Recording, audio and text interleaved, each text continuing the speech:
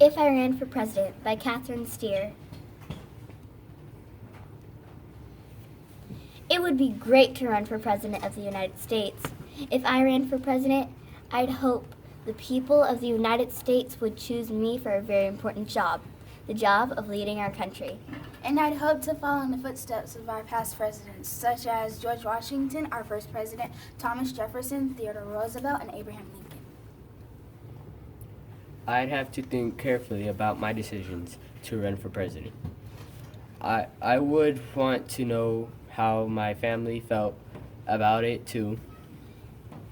Then I'd ask myself, am I the best person for the job? Am I ready to work very, very, very hard for my country? Do lots of people believe in me? And will they help me run for office? If I could answer yes to all those questions, then I'd declare my candidacy. That means I'd announce I was interested in the job of being the President of the United States. If I ran for president, I'd run a campaign to let the voters learn all about me. People who thought I would be a good president would donate money or time to help. I'd hire people to work on my campaign too. Campaigns can make a candidate famous. Soon, my name or face would appear on signs, buttons, bumper stickers, and t-shirts. I'd even star in television commercials. If I ran for president, I'd work for the Political Party. That's a group of people who share the same beliefs in how the country should be governed. They appear on candidates who hold up those ideas. The two main parties are Democrat Party, and their symbol is a donkey, and Republican Party. Their symbol is an elephant. There are parties too called third parties. But people besides me would want to be president. The Republican and Democracy parties must choose who they'll support in an election. In some states, like Iowa, the parties each hold meetings called caucus, where members pick their favorite candidates. In most states, party members hold an election called a primary. Caucus and primaries show which candidates are popular with voters and who might have the best chance of being elected president.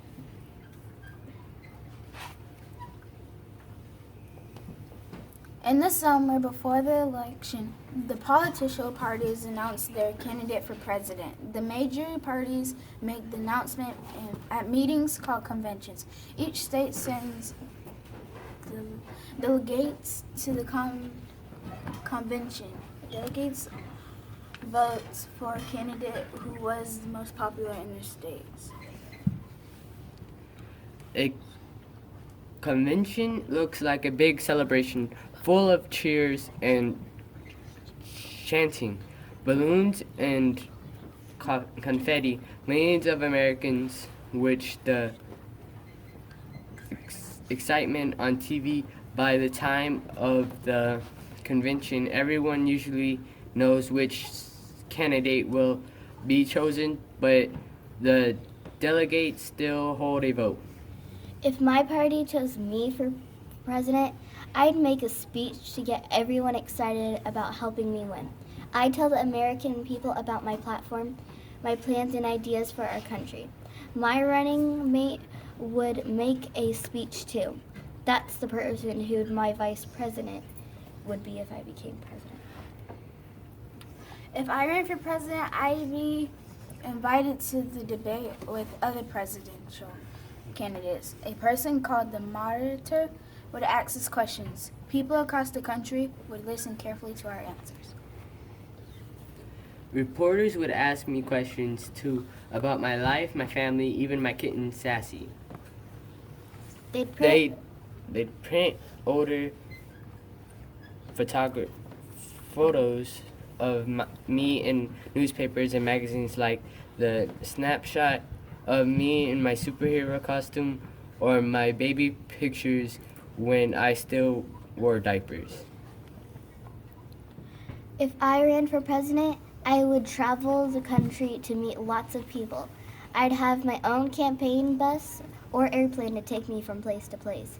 Inside, there'd be comfy seats, perfect for checking out the news, writing speeches, and thinking about how to solve the nation's problems.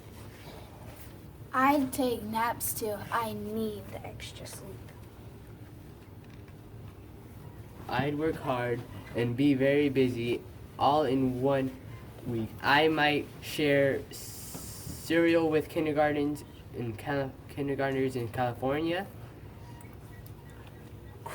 crunch corn with farmers in Kansas, And have dinner in Delaware, where I'd order the Blue Plate special with apple pie and a large strawberry milkshake. After all that food, I might not feel too well. Still, I'd have to smile and talk with the people I met. Presidential candidates make lots of speeches, shake hands, and cuddle babies. Finally, in November, election day would arrive. If I ran for president, I'd be nervous and excited. On election day, millions of voters from across the country would go to their polling places to cast their ballots. That's another way to say that they're gonna vote. In our country, people vote in private, but no one knows how you voted. But I know I'd choose my favorite candidate, me. Once the voting is finished, officials count up the ballots. Comes the announcer to television, radio, and the newspapers. And on the internet, people everywhere find out who will be the next president of the United States. I'd stay up late and keep my fingers crossed. If I ran for president and lost, the people who worked so hard on my campaign would be disappointed. I'd be disappointed too. Still, I'd be proud that I had taken part in a free and fair election. I'd make a telephone call to offer my best wishes and support the winner, our next president. But if I won, wow.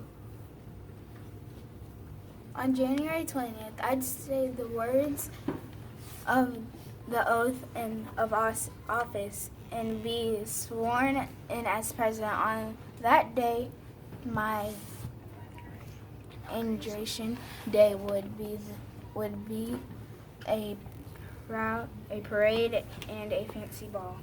Then I'd move into the White House in Washington, D.C. to begin my 4-year term as the President of the United States of America. And what would I do when I became president? Well, that's another story.